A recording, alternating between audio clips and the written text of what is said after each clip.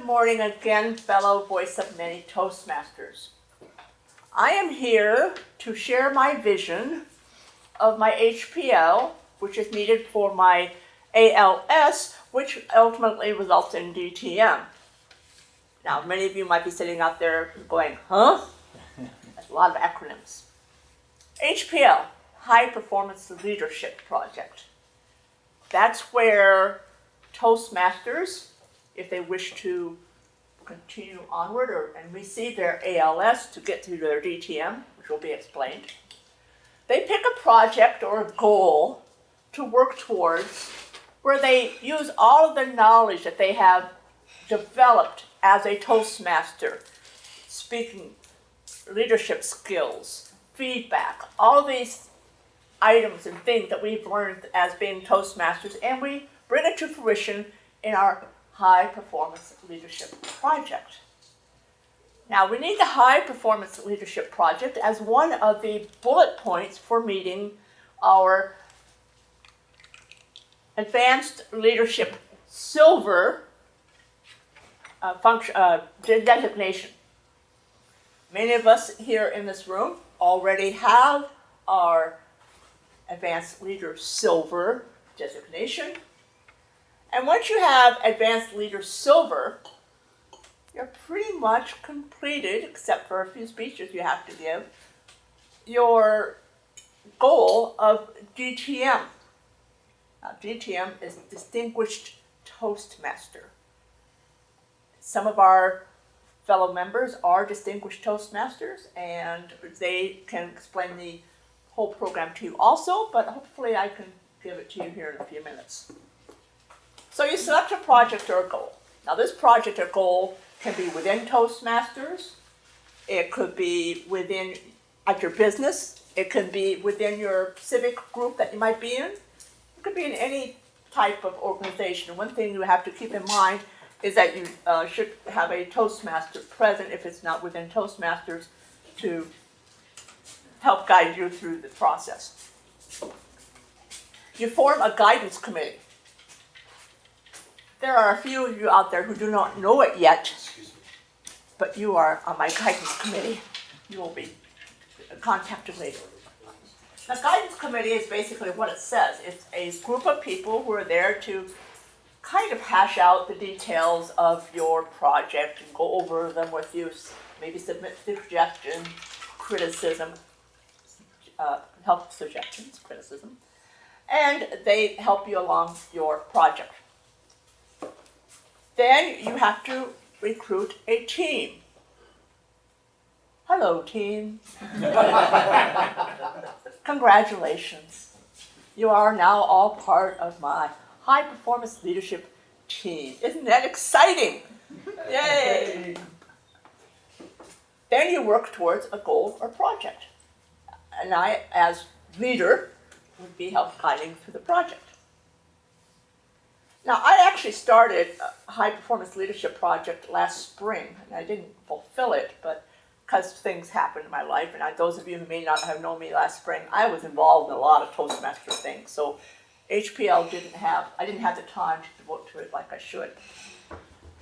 When you begin your HPL project, you will receive a guidebook, which looks like this, and Randy, no offense, but I prefer to call it the legacy program as opposed to the old-fashioned program. I am old-fashioned. You'll get a guidebook like this. Currently, Don is filling out the guidebook for my review for my speech. And that'll help you with your steps along the way for your high performance leadership. Now, what did I want to do for my high performance leadership project? And I have come to realize that by not completing this project last spring, there was a reason. There's always a reason in the universe for things. Last November, I finally came in after kidding around with a couple of a couple of our fellow members. We meet at 6 o'clock in the morning, and they challenged me to come in. And I did. And as I mentioned at that time, the vibes I felt in this room really were amazing. And I immediately joined. Then I found out that this year, Voice of Many Toastmasters is celebrating its 50th anniversary. That is a big deal in Toastmasters. There are not a lot of clubs out there who unfortunately stay around for 50 years. This club was founded as Voice of Motorola, and when Motorola was no longer here, some of our members kept the club going as Voice of Many. And we thank them for that, because this has been a fantastic last few months, and I'm sure many of you have been in the club longer than I have, know how wonderful this club is. 50 years. 1968 is when the club was founded. Many of us can think back to 1968. It was not a great year. Lyndon Baines Johnson was president. Unfortunately, had a war in Vietnam. A lot of civil unrest, a lot of protests, and two tragic, exceedingly tragic assassinations happened. It was a very bad year.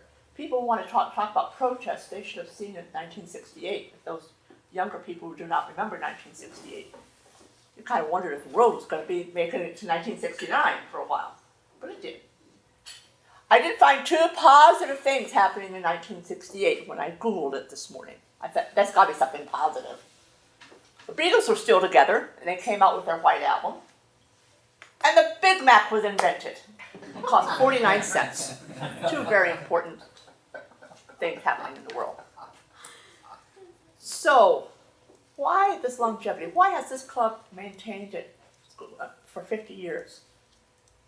And I think we can all agree that it harkens back to some of our members who've been in the club for many years. They've kept the goal and the excitement and the dream of Toastmasters alive for us.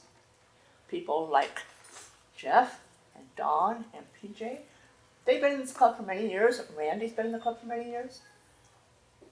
And they're great examples of what we all should strive towards Toastmasters. Those of you who have not reached this plateau yet of doing your HPL or getting your ALS to your DTM,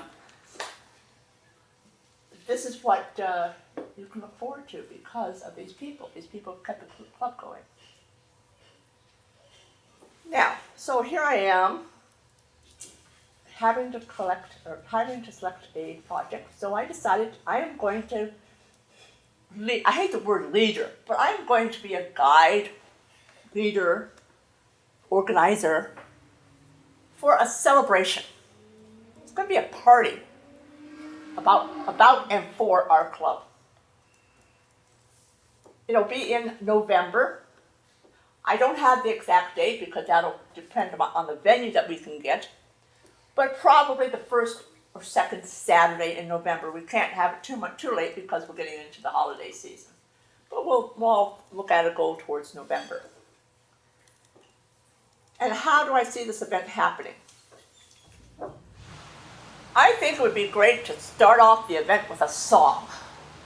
Our club is known for starting the day with a song.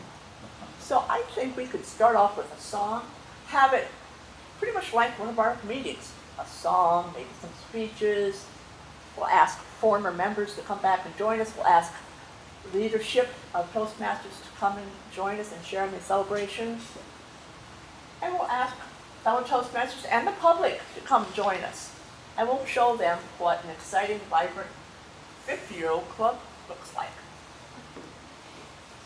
We'll have to, my team, we're going to have to figure out a budget. We're going to have to figure out a venue. We're going to have to figure out, we'll have to have food. We'll have to have a decor. We'll have to have a setup and a takedown group. So there are a lot of things, a lot of fundamentals to deal with. And after the end of our celebration, I will come back and I'll give a synopsis of how we did, which I'm sure will be fantastic because we are a fantastic club and we'll have a fantastic day. A great thing about having this celebration, both to celebrate our club and to hopefully, maybe we can get some new members from this celebration. But it'd be nice to know what our fellow members are like outside of the 6 a.m. to 7:30 a.m. Thursday morning meeting. Some of us, we don't see each other except for that hour and a half of the day. Some of us are in multiple clubs together, and we do see each other at other times. But it'd be nice to know what people are like on a Saturday afternoon. So we'll hopefully have a great understanding of each other and our club by the end of our celebration. More to come. Stay tuned. And I thank you. Mr. Toastmaster.